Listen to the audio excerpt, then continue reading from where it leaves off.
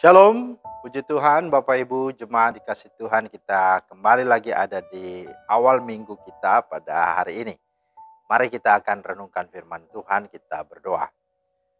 Hati kami melimpah dengan syukur ya Tuhan, karena Engkau masih memberi lagi kami kesempatan ada di minggu ini. Mengawali minggu ini kami hendak renungkan firman-Mu.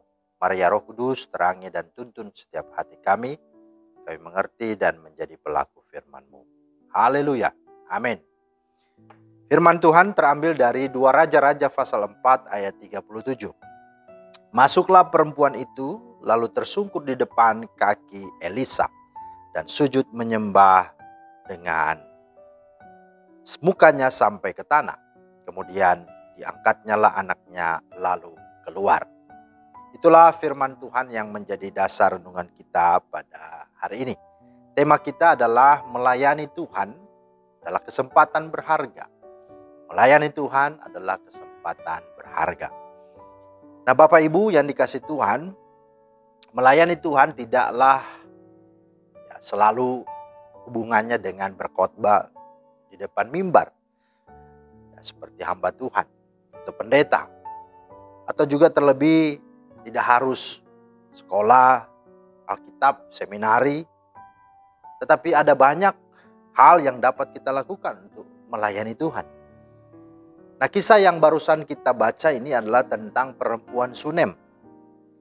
Dalam kisah ini, perempuan Sunem melayani Tuhan dengan apa yang dia miliki, yaitu dia menjamu hamba Tuhan dan menyediakan tempat atau kamar yang khusus untuk hamba Tuhan Elisa bisa menginap atau bisa beristirahat sewaktu-waktu ketika dia hendak mengitari tempat di mana perempuan wanita dan suaminya itu ada. Nah, dalam Amsal 3 ayat 9 berkata, muliakanlah Tuhan dengan hartamu dan dengan hasil pertama dari segala penghasilanmu. Dan perempuan Sunem ini menggenapi ayat ini. Perempuan ini bersama suaminya adalah seorang yang diberkati Tuhan. Dan dengan berkat harta, kekayaan yang mereka miliki, mereka melayani Tuhan. Nah, saudara, apa yang bisa kita berikan untuk Tuhan? Bila kita beroleh kesempatan memiliki apapun termasuk materi atau kekayaan yang lebih, maka kita dapat membantu pekerjaan Tuhan, yaitu pekabaran Injil, dengan menjadi sponsor atau menjadi penyandang dana. Kita juga bisa menjadi pendoa syafaat, bisa mendoakan para pemimpin rohani, berdoa bagi saudara-saudara seiman yang sedang terbaring sakit atau yang mengalami musibah. Berdoa supaya mereka sungguh dapat ditolong Tuhan. Bahkan kita juga dapat melayani dengan menolong serta memberkati jemaat yang sedang dalam kekurangan dan lain sebagainya. Nah, Bapak Ibu Saudara, perempuan Sunem ini tidak sendirian melayani Tuhan. Ini menarik. Ia juga mengajak suaminya untuk terlibat dalam pelayanan. Maka itu menjadi poin bagi kita. Maka mari kita juga mengajak siapapun, apalagi orang-orang yang terdekat kita, istri, anak, keluarga kita, bahkan sahabat, siapa saja, untuk bisa melayani Tuhan. Karena melayani Tuhan adalah merupakan hak istimewa, kehormatan, tapi juga adalah merupakan kesempatan yang berharga dan tidak akan pernah kita alami kembali lagi. Kita hanya ada di dunia ini untuk dapat melakukan apa yang Dia tugaskan. Kesempatan melayani Tuhan adalah anugerah. Karena itu jangan pernah kita sia-siakan. Ada tertulis dalam Yohanes 9 ayat 4. Kita harus mengerjakan pekerjaan Dia yang mengutus aku selama masih siang. Akan datang malam di mana tidak ada seorang pun yang dapat bekerja. Meski memiliki masalah yang besar, perempuan Sunem dan suaminya ini, apa masalahnya? Yaitu tidak memiliki anak dan suaminya sudah tua.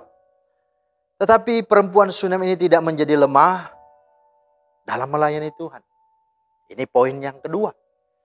Tentu bukan berarti melayani Tuhan mulus-mulus saja, tidak. pasti ada tantangan, ada kendala, ada kesulitan. Tapi jangan jadikan itu alasan untuk kita mundur dan kita tidak melayani Tuhan. Dan yang ketiga adalah bahwa kesungguhan hati seorang perempuan Shunem melayani Tuhan, dia justru akhirnya mengalami penggenapan janji Tuhan. Di dalam ayat 17 dalam 2 Raja-Raja pasal 4 dikatakan, mengandunglah perempuan itu lalu melahirkan seorang anak laki-laki pada waktu seperti itu juga pada tahun berikutnya, seperti yang dikatakan Elisa kepadanya. Artinya di satu sisi bahwa orang yang melayani Tuhan pasti diberkati Tuhan, tidak akan pernah Tuhan tinggalkan. Dan inilah yang dialami oleh wanita ini. Tuhan memberkati perempuan Shunem ini.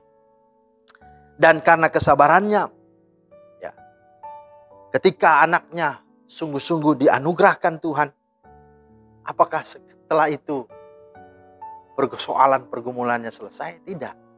Bahkan anaknya sendiri pun ya meninggal. Ya.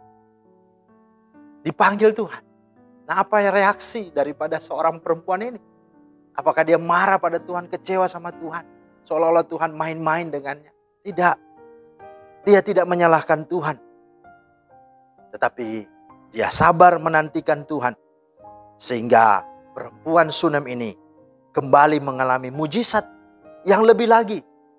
Yang sungguh Tuhan buat dengan anaknya dibangkitkan kembali. Itulah yang dikatakan di dalam ayat 37 tadi. Masuklah perempuan itu lalu tersungkur di depan kaki Elisa dan sujud menyembah dengan mukanya sampai ke tanah. Kemudian diangkatnya lah anaknya lalu keluar.